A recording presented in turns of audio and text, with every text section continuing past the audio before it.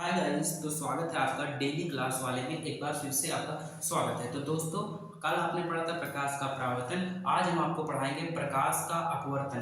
प्रकाश का अपवर्तन क्या होता है, बात समझिएगा।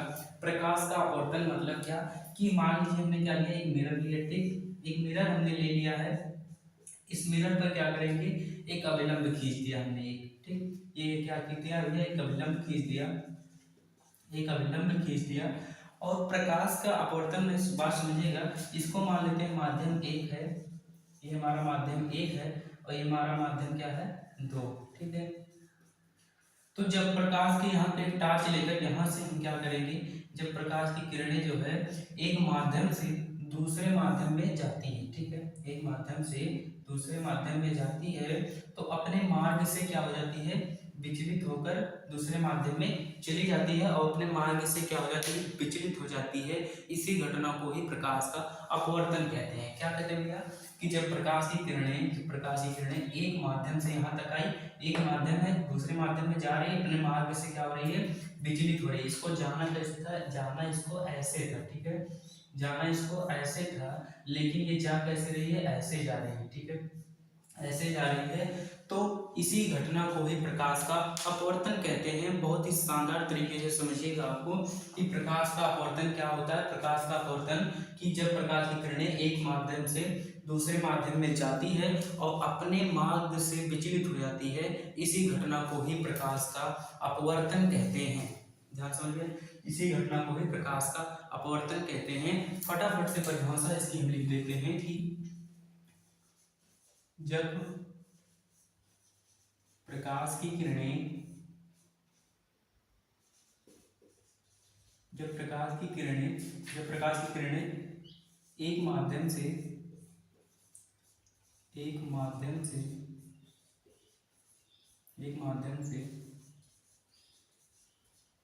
दूसरे माध्यम में जाती है, दूसरे माध्यम में जाती है,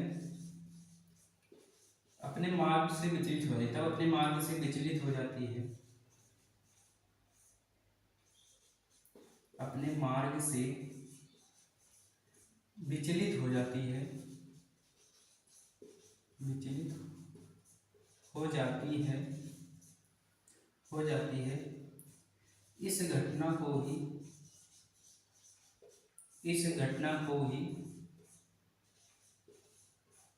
प्रकाश का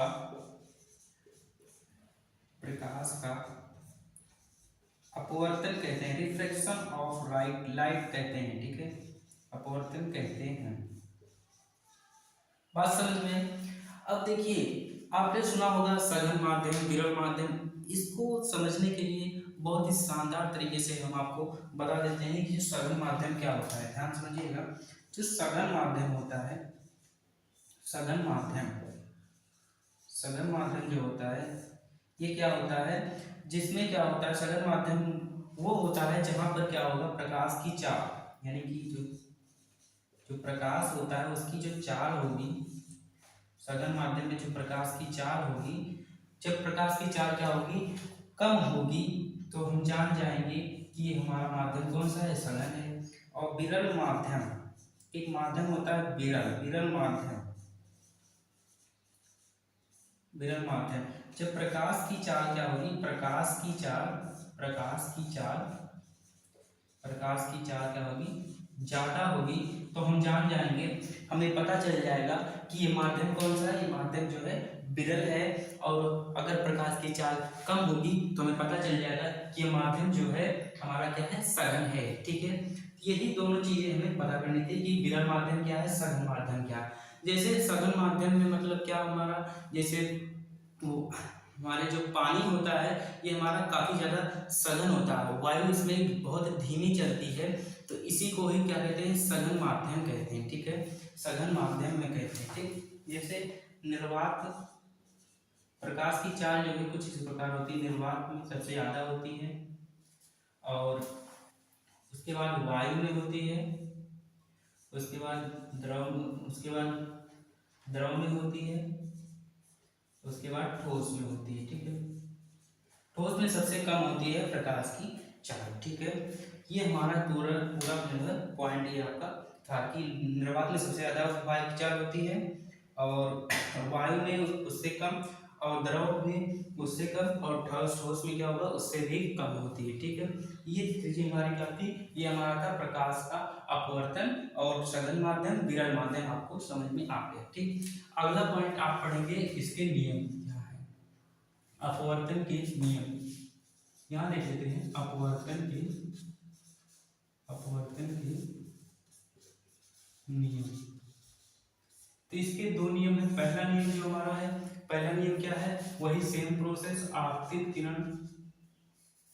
देखिए नियम जो है अगली क्लास में होगी, क्योंकि ये जो हमारा क्लास है ये काफी लंबा हो जाता है, वीडियो अपलोड करने में दिक्कत होती है।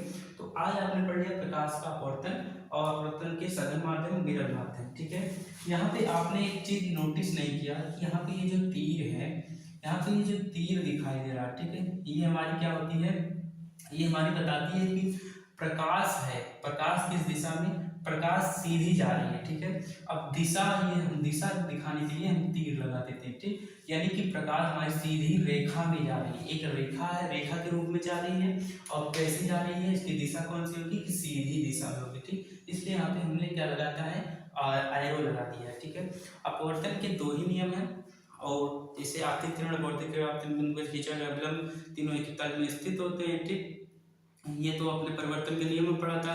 अब अपवर्तन के एक नियम है स्नेल का नियम, जो कि अगली क्लास में आपको बता दिया जाएगा। अगर वीडियो पसंद आए तो लाइक करें, शेयर करें, कमेंट करना ना भूलें।